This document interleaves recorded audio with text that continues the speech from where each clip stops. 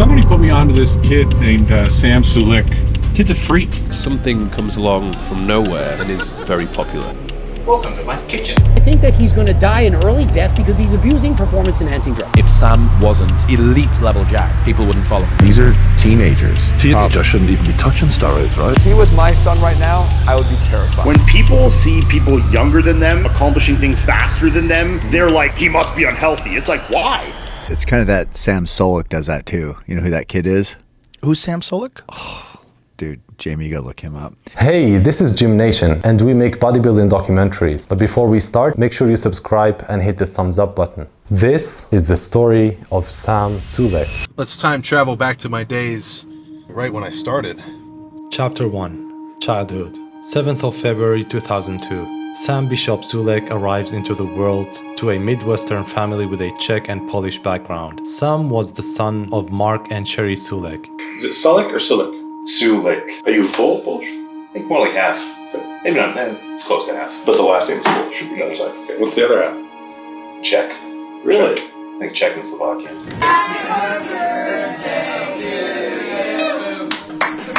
Growing up in the heartland city of Delaware, Ohio, a small town with nothing really going on except for boring harness racings. They pick up speed, folks, and here they come. At tender age of 5, Sam found his first love in sports, competitive diving. You told me you were a diver before. Mm-hmm. So is that professional diver? Is that competitive diver? Is that hobby diver? Like, what is that? So that was competitive. I've been doing that since I was like, 5 or 6. Because during the summer, right at the pool, they've always got a summer league. Mm-hmm. So we'd always go there and do the diving. So you could do flips and twists and like all that shit. What's the highest platform you've dived from? The tallest one, the 10 meter. Really? But I was never doing stuff off of that.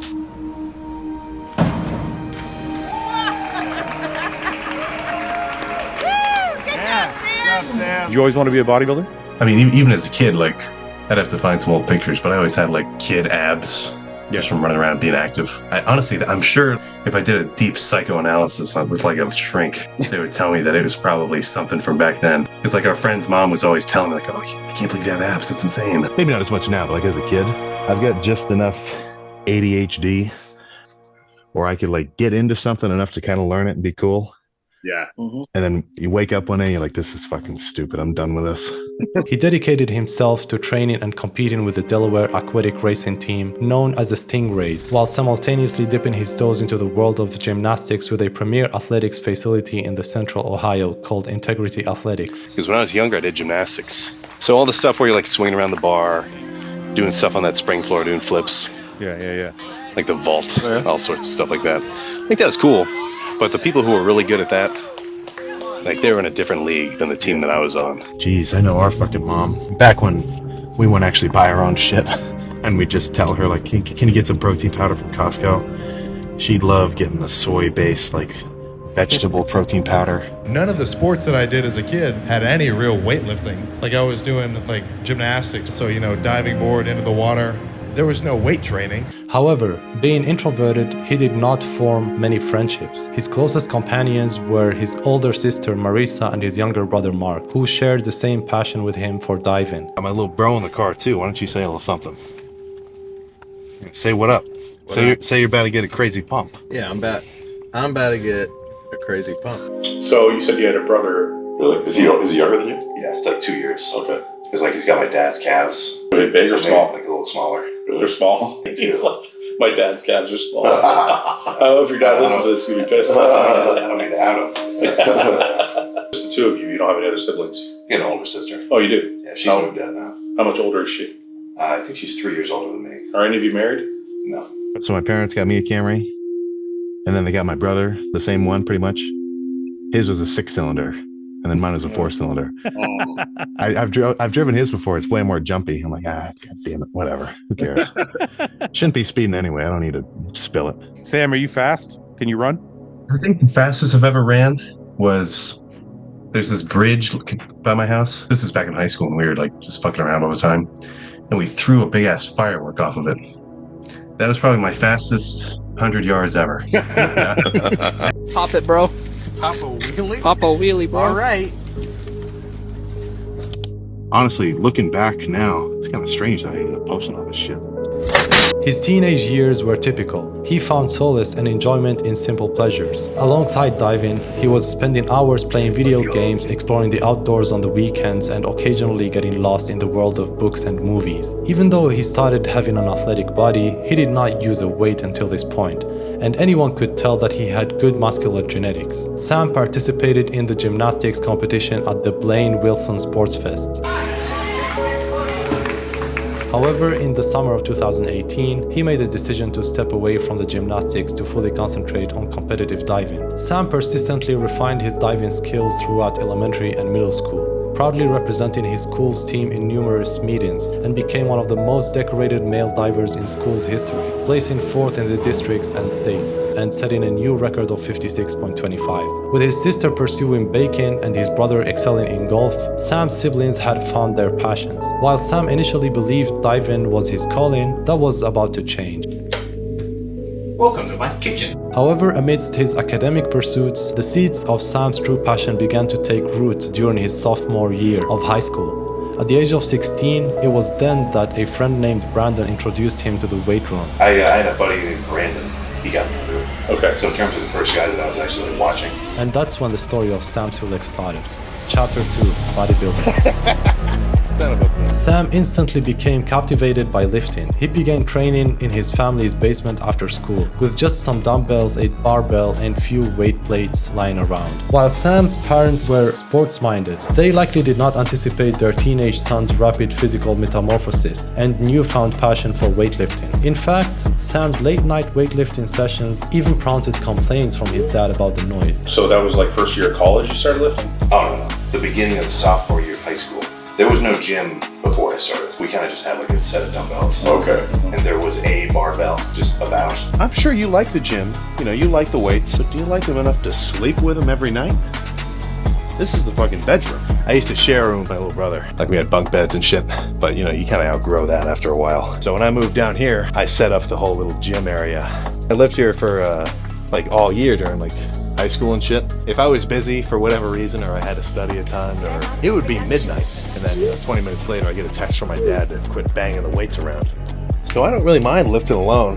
Pretty much right from the beginning, I just got really serious about it. So you've been almost obsessive about it. Transitioning from aquatic sports, which demanded a lean physique, to the realm of bodybuilding and strength, this shift marked a significant change in Sam's body composition. While educating himself on anatomy and different training concepts, Sam was studying YouTube videos of professional bodybuilders like Callum von Moger, who inspired him with his intense training approach, which infused every workout with a unique energy. He became enormous with the motivational mentality and hulking physiques of the old school legends. It was this YouTube channel. It's just a compilation of real, like, motivational videos like that, real serious, kind of somber music. Watch Pumping Iron, and then listening to Arnold talk about how good the pump feels.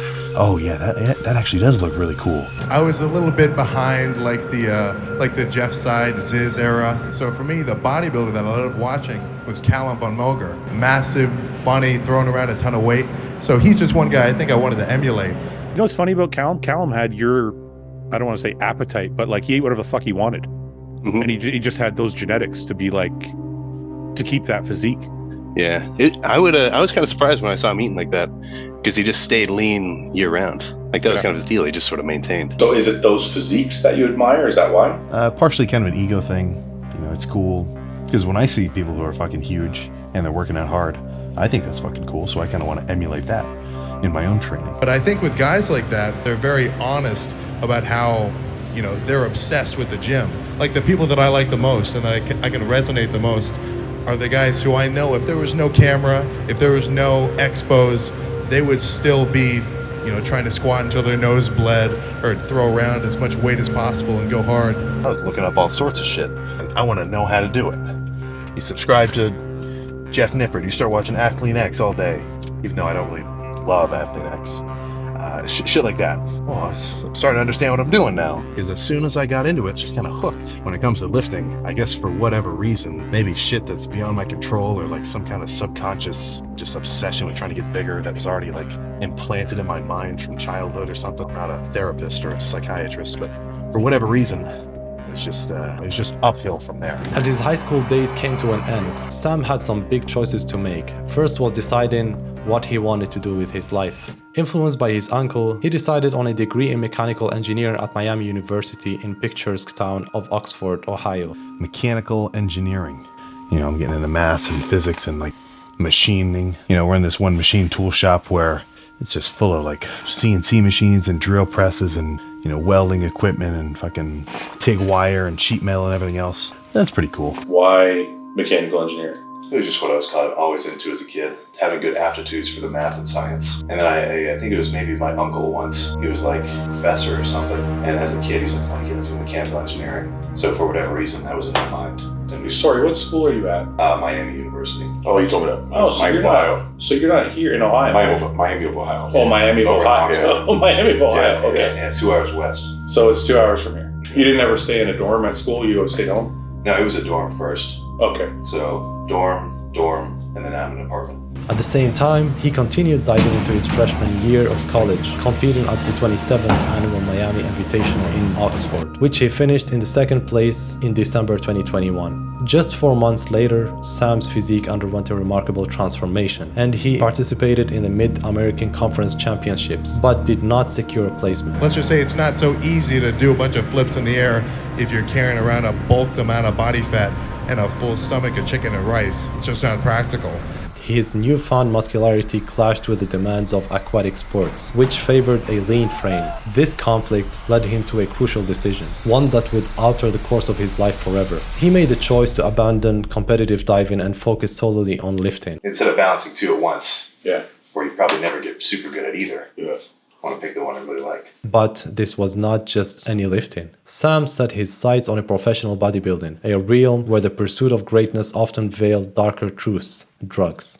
Chapter 3: Drugs. You don't have to let go, because there's nothing to hold on to. By the end of 2021, just before his 20th birthday, it was at this time that Sam's physique started to explode in an unnatural way. It was obvious that Sam started engaging with performance-enhancing substances at this time. And even though many suggest that he started doing so 2 or 3 years earlier with high doses, it's crucial to note that Sam was just like Kevin LeVron or Paul Dillett. He was a hyper-responder to anabolic steroids. Some guys, you put the drugs in and they just, their body just gets huge. Other guys can take everything in the kitchen sink and they don't get big because that's just their body inactivates it. The genetics are how people's bodies react to the drugs. Despite making progress, Sam wasn't confident enough to share his physique online. He dedicated a year to intense focus on growth and progress in the gym. So you were thinking like, I gotta be big enough before I start my social media, like physically? Yeah. In the high school lifting, right when I started, I don't think I trained hamstrings for months. My forearm was smaller, my bicep was smaller. You know, with any kind of little imperfections like that, at this point in my mind, I'm just fucking locked in. You know, there's no chance that I'm ever just gonna stop working out because I'm like, oh, well, I don't know if I'm really gonna get any bigger. Like, it's just my thing now. Before I started posting anything, in my mind, I'm kind of hating on other influencers. Like back when I was just a regular Joe lifter, I'm like, look at these fuckers just posting a workout. I'm lifting harder than you. I was doing every body part 3 times a week. I think I was doing push-pull legs, and I was doing 25 sets each lift for each body part, right? So back day ended up being 25 sets of back, right? I was doing a 5x5. So I'd pick 5 exercises and I would do 5 sets of each exercise, right? Now, sure, I made progress because just doing any physical activity in the weight room is probably going to give you progress, especially in the beginning of your, your lifting journey, right? I wasn't posting anything. I wanted to see like a freaky difference from the beginning and the end. Yeah. So I didn't check the pump for like 4 months. Oh. And like there was hype building up too because I was at my school's rec center. Yeah. So always covered up every lift, and then like the last week of finals, I'd lift in a tank. It was pretty freaky. So after around 4 months or so, I'm like, all right, let's cut down, reset my appetite, see what kind of muscle I built underneath. And then after around 2 months, when I get to the similar or around a similar body fat percentage as I was at the beginning, then just start a bulk again and kind of repeat the process. After a little while, holy crap, my fucking biceps actually kind of bigger. Boy, I can actually see my chest is kind of pumped up. Oh shit, okay, now let's get extra serious. Like, let's really start kind of learning about this shit. Because I know I've gotten so and so amount of gains with, my current knowledge level and my current level of skill and whatever else.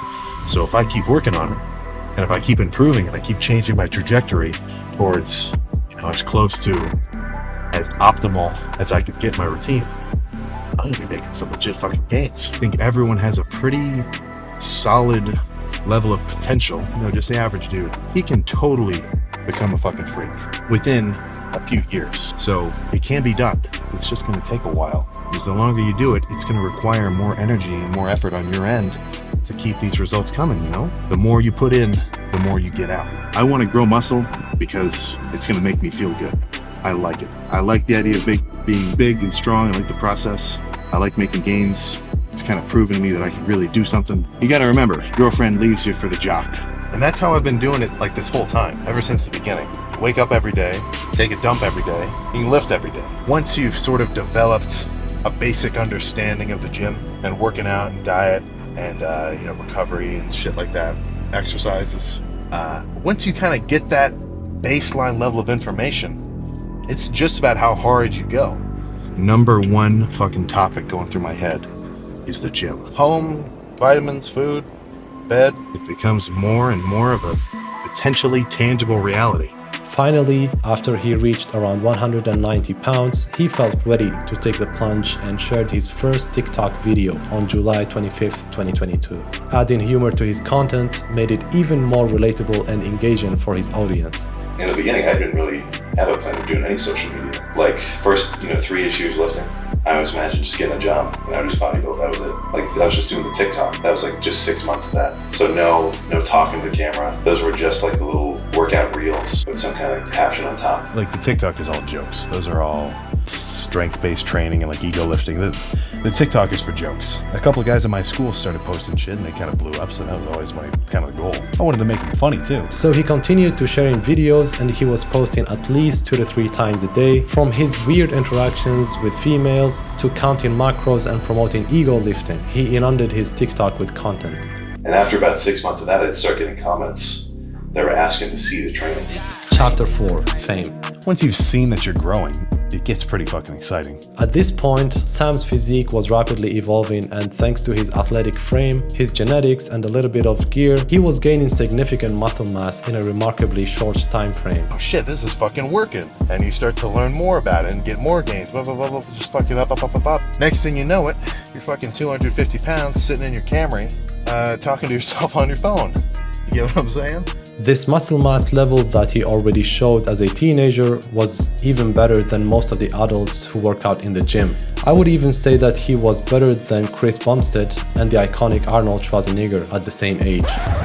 Whoops. So school, mechanical engineering, and then you also work. Mm-hmm. So what do you do at work? What is your work? So I'm a crosswalk painter. So I do that with my brother. That's what I've been doing the last few summers. It's like you paint crosswalks or just a bunch of random stuff, pretty much. Anything that the city has to paint, that's like my job. Every year, we pretty much go across the whole city and repaint the crosswalks. It's summertime. Oh, so it's summertime. They're having trouble finding anybody to even do it. Really? Why? Just because, I don't know. It's hot. Kids don't want to fucking work outside. anymore, maybe. And people just want to work at sheets or whatever. Yeah. It's fucking hot. God damn it. I don't want to like name drop anyone, but a lot of other kind of guys my age, when they sort of start to pop off social media wise, instantly drop out of school. I think the main part for me was I was already in my senior year of college. So if you're nearly done, you may as well finish it. Motivated by his early success in TikTok, Sam decided to broaden his horizon by launching a YouTube channel, allowing him to share workouts and nutrition in greater details and with longer videos. Sam uploads daily on YouTube a video of 30 minutes vlog-style content, covering everything from lifting to nutrition and his thoughts. The beginning, day 1 through like 40, you could tell I was using a lot of mannerisms, kind of like Rich Piana. Oh shit! Busted! Little cookie after the gym. I could tell I was even playing it up. Like when you're on camera, you're gonna act extra loud, whatever, like emotional in a sense. For me, that's just the kind of videos that I like. This is the spring 2023 bulk. It has begun. It is late as fuck. I thought I was gonna get shot. The AC isn't on high enough. The fans aren't blowing hard enough air. I can't get a good workout. I didn't really have like a style exactly. I think maybe I had a vision of what the videos would be like. but then actually putting it into practice. And I just get tired of seeing a workout video where it's just all like hyped up music. What maybe a set, and then 3 minutes of talking about how crazy you're going, or like just artificially hyping it up. Like I kind of like the idea of showing more so like the real side of it. Intelligent engineering. All right, get out of here.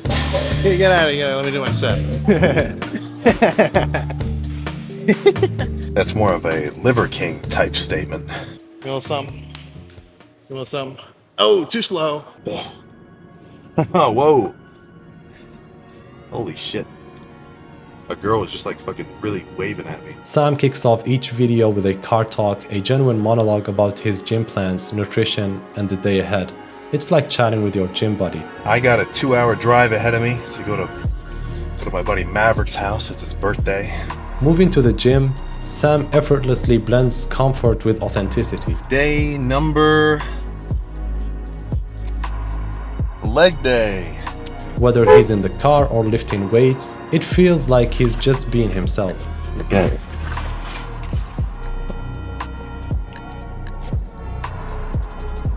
Good. No forced enthusiasm, no overhyped vibes.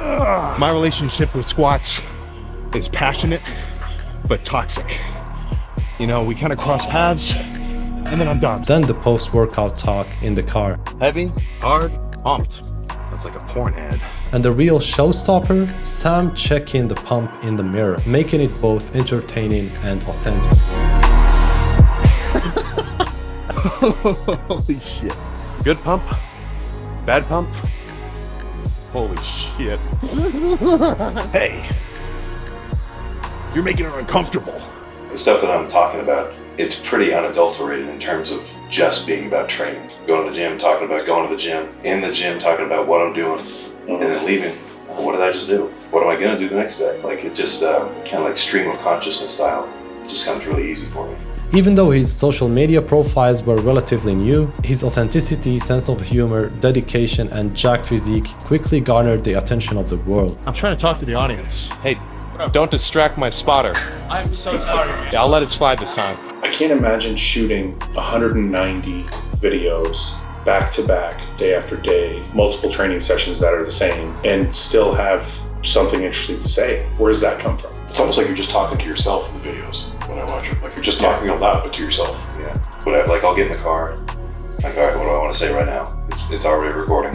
And basically what's in your head is what you're gonna say. I was gonna do one every 6 days, but I kept getting comments that were like, just post it every day. Do more, just do one every day. I was like, do you guys really want to see one every day? I didn't think that they would come back every day after day. With the most of his uploads don't go below 200k views, he went viral like none did before. 3 million loyal subscribers and a total of 175 million views. The guy was making millions of dollars. With rapid success, it was inevitable that the major players in the industry would soon express interest in signing him. However, there was one man who took the chance before everyone else did. Fouad Abiad. Somebody put me onto this kid named Sam Sulek. I started looking into him a little bit. He's 21 years old. Kid's a freak. Look at that, man. How old is he? 21. The thing is, I don't think anybody has him signed. 220,000 subscribers. I think he's in Columbus. Message him. Be like, we're hostile teams in. But just say we're in Ohio. Yeah. Are you training today? We want to come by and catch a workout. I'd like to see what this kid looks like in person. We linked up with Sam Sulek. All right, like I said, he's 21. How tall? Like 5'11". 5'11". A little bit of change. How big? What's the weight? Weight right now 245. All right, so in your videos, you look pretty lean. Is that real or is it shopped? No, I'm not gonna Photoshop. That's crazy. Fuad quickly offered Sam a contract with his supplement and gym clothing brand Hosstile. Sam, I'd like to offer you a contract with Hosstile. Oh shit. So, I don't know if you need to take some time to think about it. You know Details. what it's going to look like in detail, but glad I performed in the left. Even though the question of how much value Hosstile truly brought to Sam and the details of the contract is still a matter of debate, the Sulek's popularity was hitting the roof. Holy cow! 1 million! Holy shit! Standard leg day is gone. 2023 is the year of the 200-pounder. That's how I know that I'm a pussy. Andrew Eubanks hit this weight.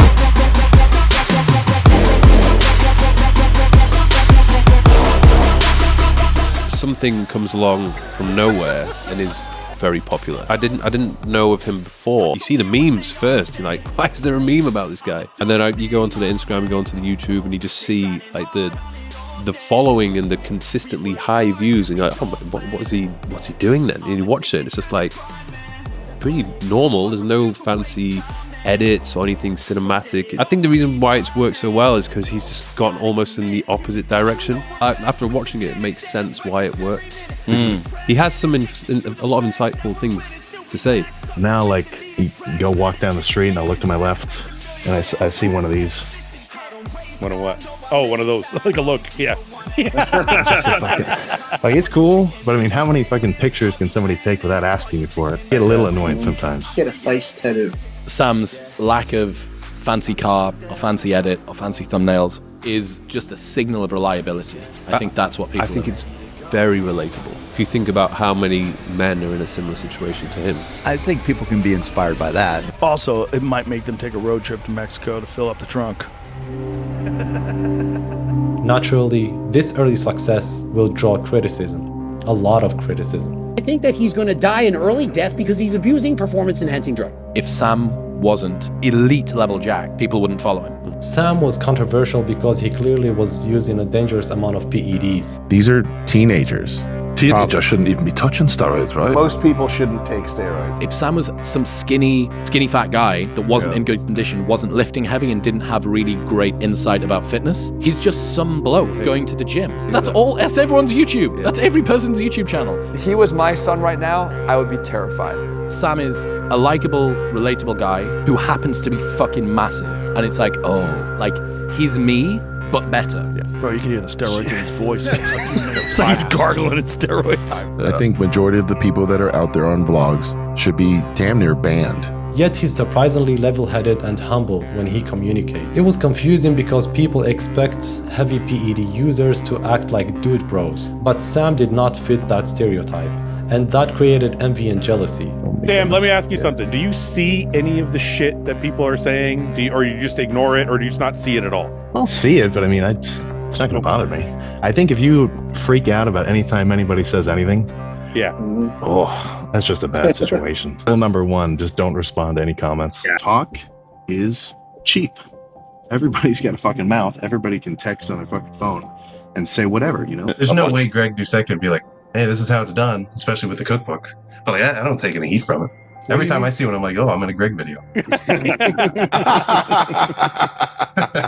And since he was young, many believed that they could say whatever they want about him. When people see people younger than them, accomplishing things faster than them, doing a diet that if they were to eat, they would look like a fucking sack of shit, they're like, he must be unhealthy. It's like, why? All these people that say he's sending a bad message, all I see is a young kid training his ass off, having fun, having enjoyment, doing something he loves, and he's letting you come along for the ride. He's not saying do exactly what I do. You should be lucky that he's even filming it so you can see it. If you don't like what he does, don't fucking watch. It's that fucking... Well, I've been trying to bug you to buy a new car. Are you going to buy a new car? I'll wait for this one to blow up. I was amazed at your maturity for a 21-year-old. Yeah. You don't care about gadgets. You don't care about cars. You don't care about fucking vacations. Like, is that how you are with everything in life? Yeah, pretty much. I definitely think I've kind of gotten a little bit more minimalistic as of late. Let's say you're making boatloads of money from your contracts and you're winning shows now, you're a pro, and you just, what is it that you want? What's the end goal for Sam? Honestly, I can't even imagine. Like, I don't know. I can't even think of something specifically. No, I'm sure I'd get some kind of house or, car or whatever, normal shit. Yeah, but you don't have you're not like a fancy car guy. Not specifically. No. Like, I'll see something drive by and I'm like, oh, that's kind of cool. But I'm not talking about the make and model. It's like, whatever. Well, yeah, right now you're driving. Ass or tits? Ass or tits? It's kind of like one's a prerequisite. Which one? Which one do you think? Ass. Tits. Yeah, ass. That's a bad. That's a basic take. Yeah, good man. Everybody, give Sam Sulek a round of applause. Thank him for his time. Thank you very much. I appreciate it. Thanks for coming out.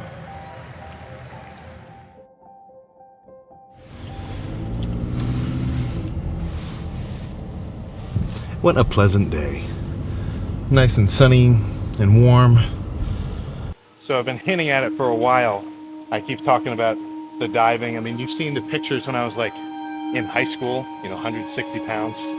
That's a little bit different. See if my bodybuilding training has translated to any extra athleticism. In the end, despite controversy surrounding his choices, Sam's story stands as one of the most successful tales in the bodybuilding, if not the very best. And considering the fact that he's just 22 years old, the future appears exceptionally promising for him. I don't know if that's the best way to go about it, right? Happy birthday to you. Happy birthday to you. Happy birthday, dear Grandma. Happy birthday to you.